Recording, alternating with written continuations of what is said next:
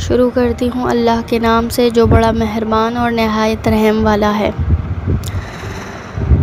आप लोगों को आज एक ऐसी बात पता चलेगी जिसके बाद आप अपने अखलाक को इतना अच्छा कर देंगे कि आपको भी इंशाअल्लाह व अज़ीज़ एक दिन जन्नत ज़रूर मिल जाएगा।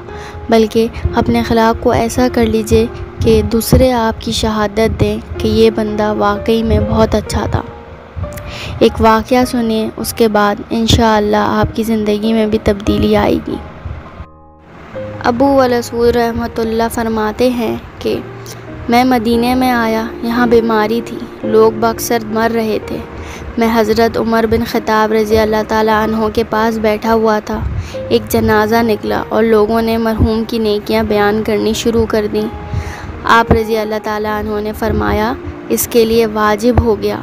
इतने में दूसरा जनाज़ा निकला, लोग उसकी बुराइयां बयान की। आपने फरमाया, इसके लिए वाजिब हो गई। मैंने कहा, उम्मुल मोमिनीन, क्या वाजिब हो गई? आपने फरमाया, क्या वाजिब हो गई है? मैंने वहीं कहा जो जनाब रसूल ने फरमाया है कि जिस मुसलमान के भाई की शहादत 4 शख्स दे, अल्लाह इसे जन्नत में दाखिल करता है।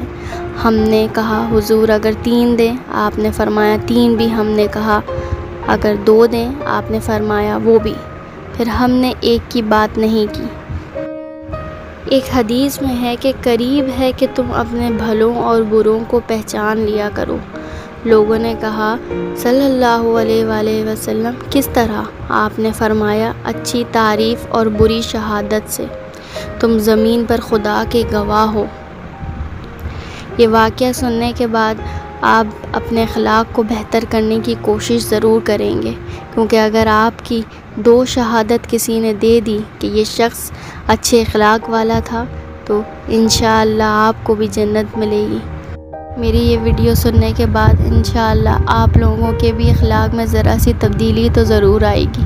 उम्मीद है वीडियो आप लोगों को पसंद आई होगी। देखने का बहुत शुक्रिया। अल्लाह हाफ़िज़।